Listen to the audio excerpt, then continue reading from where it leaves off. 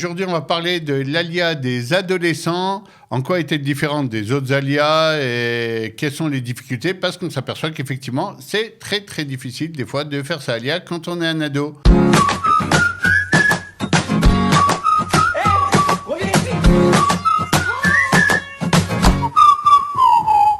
On commence. Un ado, c'est quelqu'un qui perd un peu ses points de repère de l'enfance pour essayer d'avoir des points de repère d'adulte. Ça veut dire qu'à un moment donné, il lâche les crampons, il lâche les endroits où il prenait toute sa stabilité en attendant d'avoir des nouveaux points de repère. Et puis là, on lui dit, on va passer dans un monde où tu n'as finalement pas grand-chose comme point de repère, tu connais pas tellement. Bonjour Johanna. Bonjour Bernard.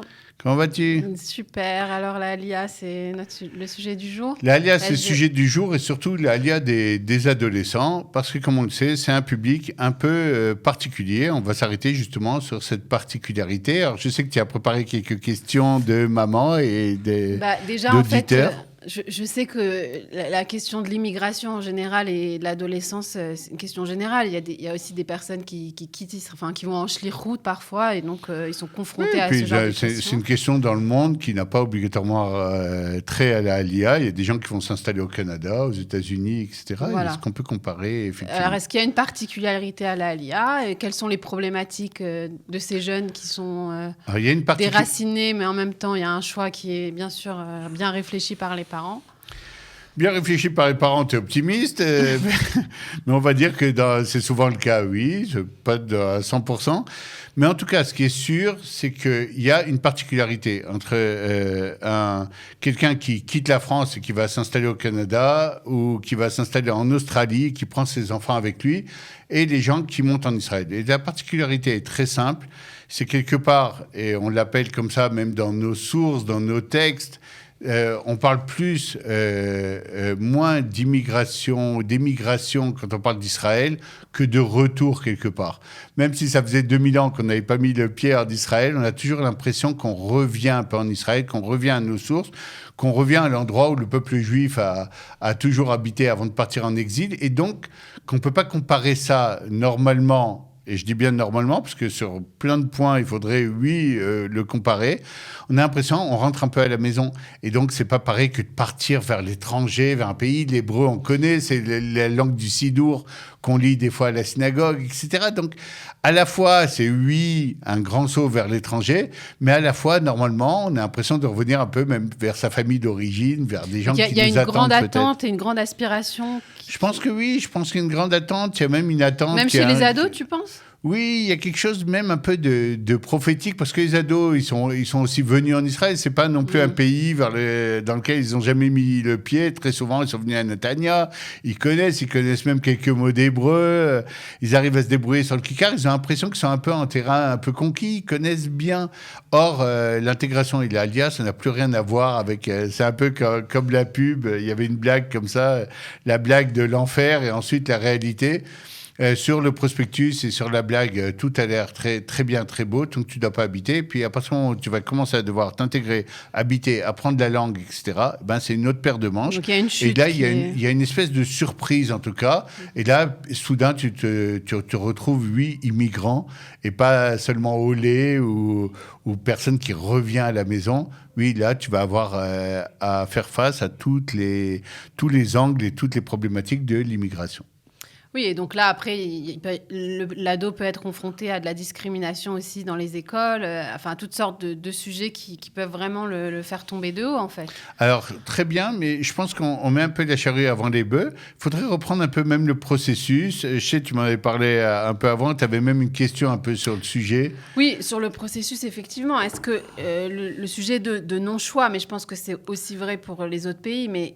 Donc là, tu mets l'accent sur le fait qu'il y a une très grande idéalisation de la LIA, mais parfois, j'entends, moi, qu'il y a des ados qui ne veulent pas forcément faire la LIA puisqu'ils ont leur monde, leurs amis, leurs habitudes. Et comment on fait face à ce non-choix, finalement, de l'adolescent? Ça m'intéresse particulièrement, l'histoire du non-choix, parce que parce que effectivement, il y a des ados qui vont être très, très, comme on dit en ivrite, mitlavim, tout Très plein enthousiastes. de. Oui, on change de pays, on va aller en Israël, on va pouvoir aller sur le tombeau de Rachel, et tout trucs qui sont encore dans l'atmosphère vacances. Euphorique, Je vais ouais. faire l'armée, je vais faire Golani, je vais faire truc et tout. Mais il y a des adolescents qui pas du tout. Ils s'étaient déjà projetés complètement dans leur vie en France. Ils avaient même des métiers, ils maîtrisent la langue, ils connaissent la mentalité, ils savent comment ça fonctionne.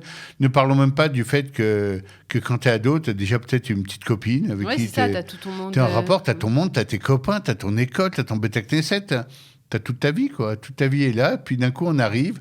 Alors, c'est pas comme un enfant de 3 ans qui ont dit, wow, finalement, oui, il a aussi son école, son truc, mais c'est pas la même chose. Un ado, il a commencé déjà à passer du monde d'enfant à monde d'adulte, et il a pris ses repères. Et là, tu arrives et tu lui effaces ses repères en disant, allez, hop, on continue à grimper dans la montagne, mais là, il n'y a plus de repères, il n'y a plus de jalons, il n'y a plus rien. Quand tu grimpes à main nue un peu. Et même ceux qui sont les plus enthousiastes, les plus pour le changement, qui pensent que justement le changement, des fois, c'est bien. Je n'étais pas obligatoirement un bon élève à l'école, ou mon rave m'embêtait, ou mon truc était super, enfin, une ardoise blanche. Et bien, cela tombe aussi un peu de haut souvent, parce que d'un coup, les difficultés, ils avaient mal évalué ou mal compris. Et elles sont là, et elles persistent. Et là, d'un coup, tu as le monde dans lequel tu vivais qui te revient en disant, mais pourquoi? Et aujourd'hui, avec les réseaux sociaux, cette façon d'échanger avec tes copains qui disent, allez, reviens, tu nous manques, qu'est-ce que tu fais, comment c'est? Ou bien qui attendent que tu leur racontes des super histoires, et puis toi, tu n'en as pas, tu as des histoires plutôt difficiles.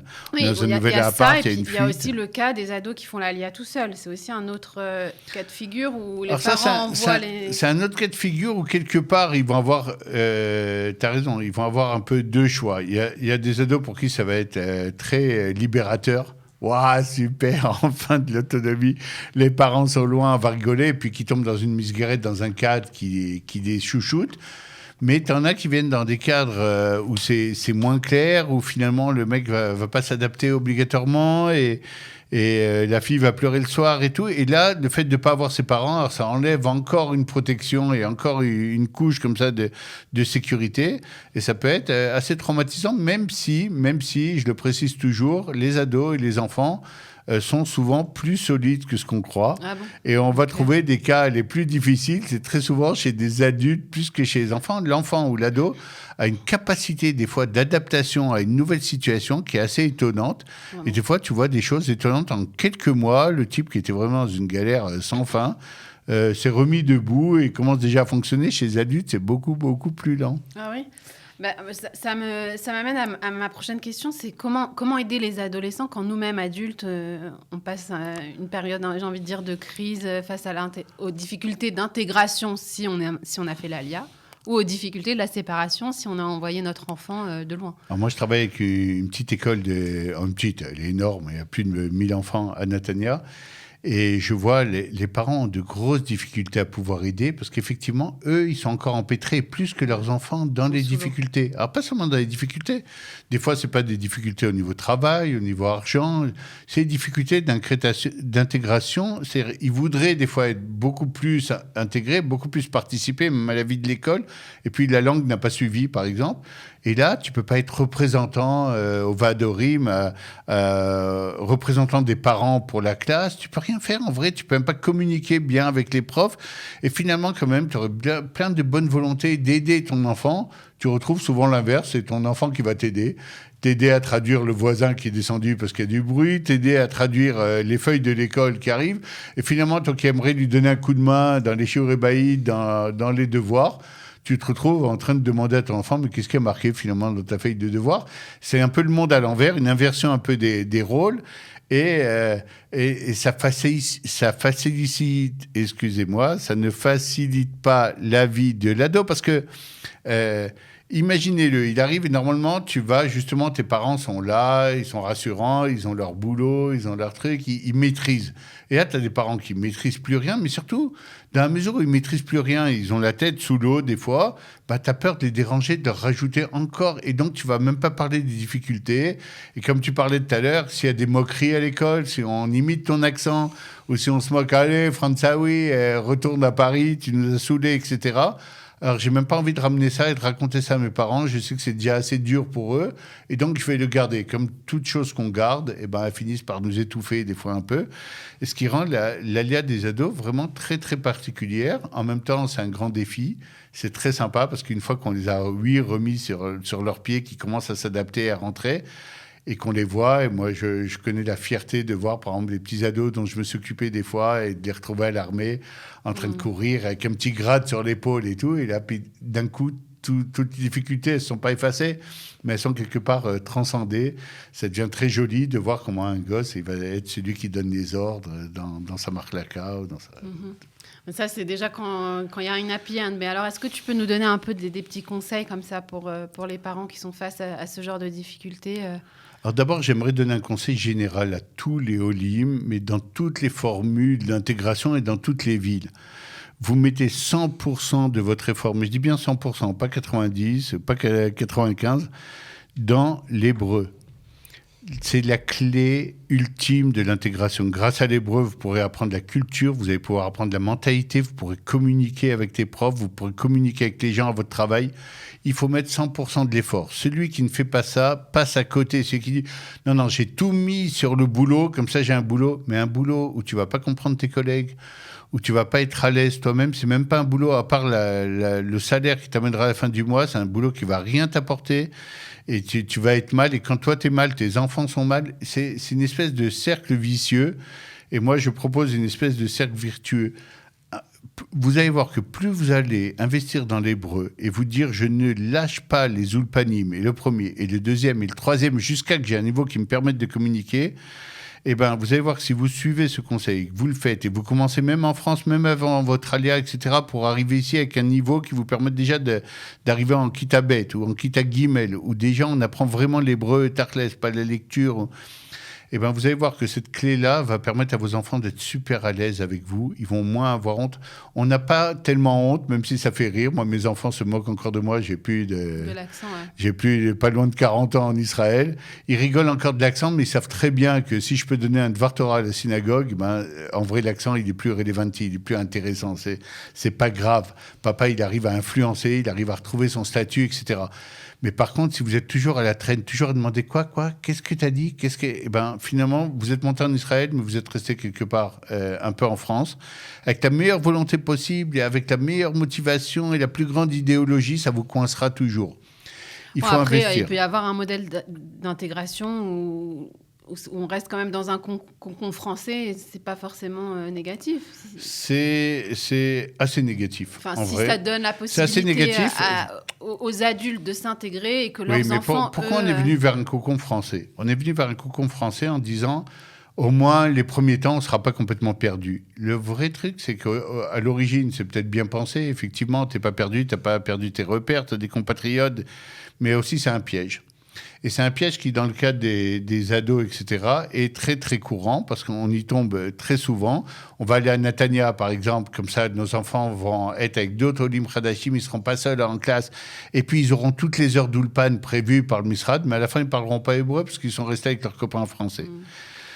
Donc voilà, notre émission tire un peu à sa fin, donc on va essayer de faire un peu les conclusions. Moi, le conseil que, suite à tes questions, j'aimerais faire passer, c'est...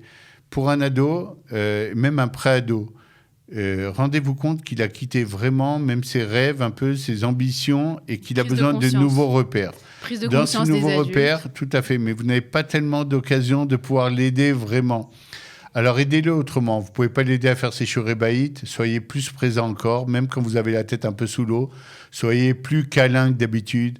Soyez plus souple, même des fois que d'habitude, même si vous avez peur qu'il traîne, il traîne dans la rue, etc. L'Israélien est beaucoup plus dans la rue que le Français moyen.